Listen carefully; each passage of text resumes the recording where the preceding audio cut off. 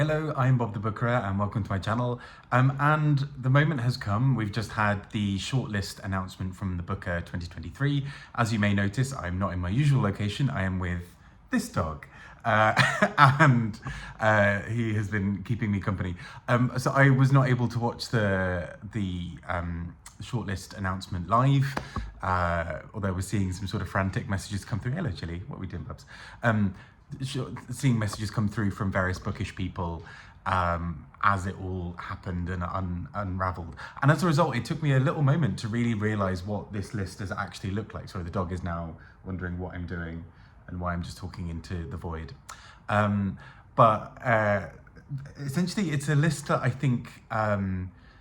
Okay, winding it back, I think the long list as a whole was one that confused and surprised a lot of people for many reasons.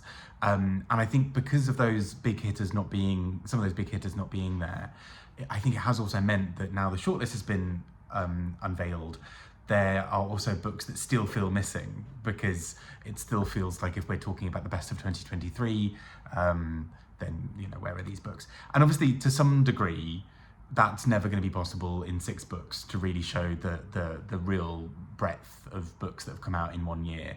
I will say it's interesting to note from the, as a few people have pointed out, from this shortlist of 6, there are more Pauls than women and more Pauls than people of colour, which is a little wild when you think of sort of what literature has looked like in 2023 and what amazing books are out there.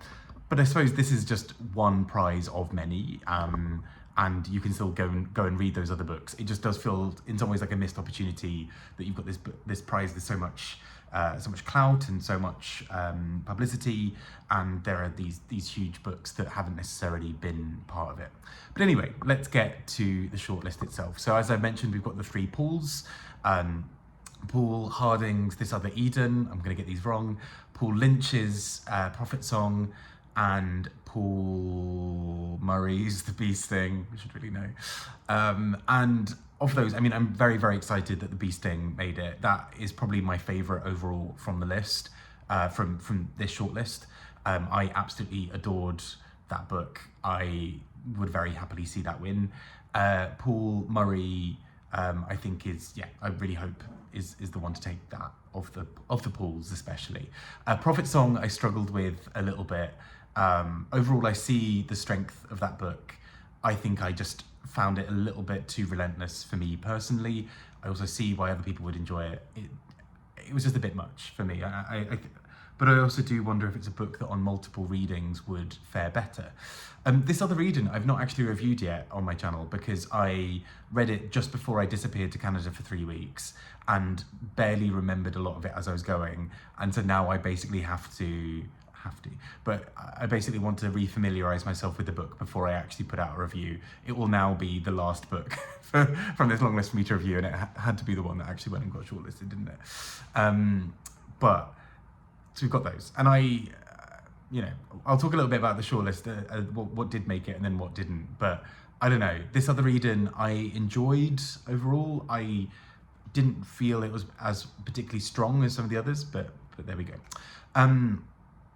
Study for Obedience, which I really enjoyed. I think a few people didn't, which is fair. I really am very excited that the shortlist is championing a few of those sort of slightly weirder books on this list. So the fact that a more lyrical sort of really, a book that's really focused on interiority has made it to the shortlist, I think is great. I'm very, very excited for that. Western Lane by Chetna Maroo is very quiet and pensive, and I thought was really clever as a book, and so I'm really excited that book made it to the shortlist. I think she's an incredibly exciting writer. I think this is her debut, if I'm right. I think she's one of the debut authors on the list, one of the 2. And I'm just really excited to see what she continues to do writing-wise, because I think she's just got like a really interesting way of telling stories that I really loved. And then If I Survive You by Jonathan Escoffery, which I think also has some really clever things to say about identity, and particularly around race.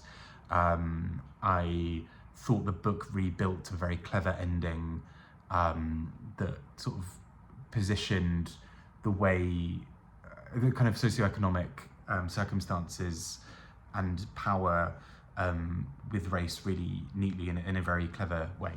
So all of that is to talk more broadly about the shortlist, and I'll do some other thoughts at some other point, thinking about what might actually be the winner.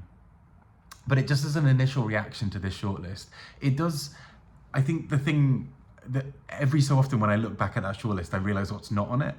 And it's wild to me a little bit that In Ascension, House of Doors, Old God's Time, and Pearl, to name sort of 4 that I really enjoyed, are all not on it.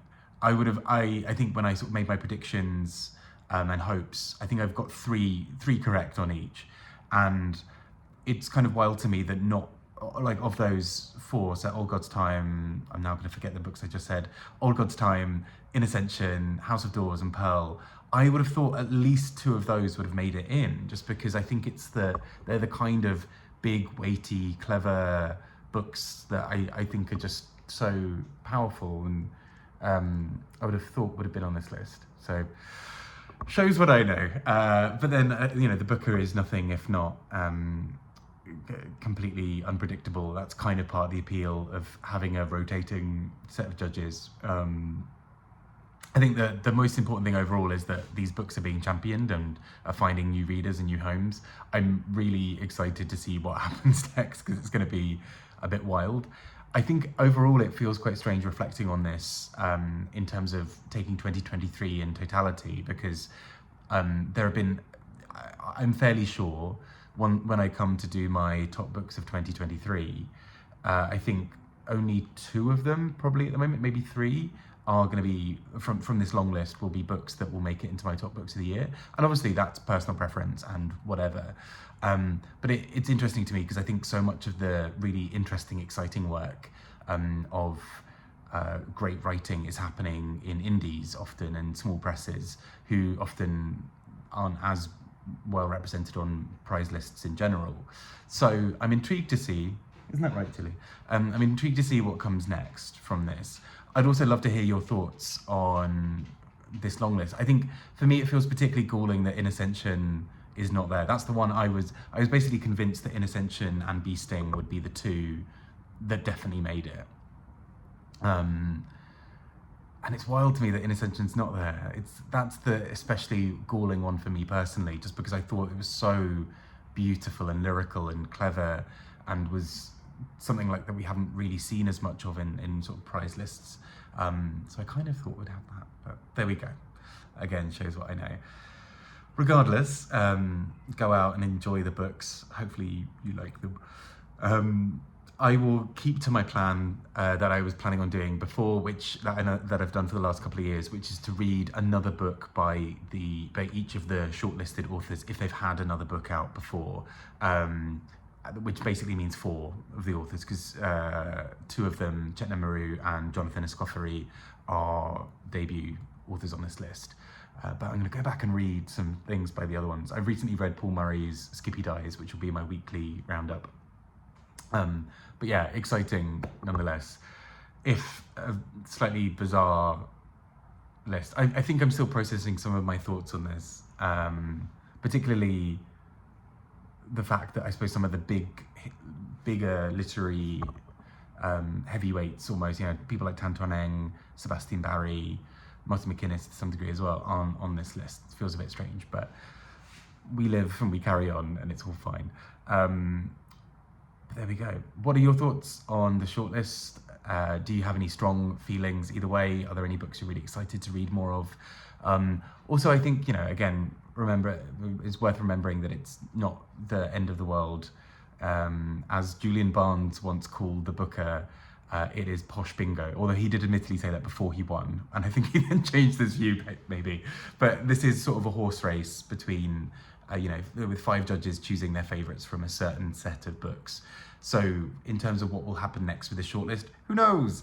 My early prediction is Prophet Song or Bee Sting. I think we'll take it. But again, who knows? I'm almost entirely wrong on this. So there we go. Yeah. Oh well. Let me know your thoughts. Take care and speak to you all soon. Bye-bye.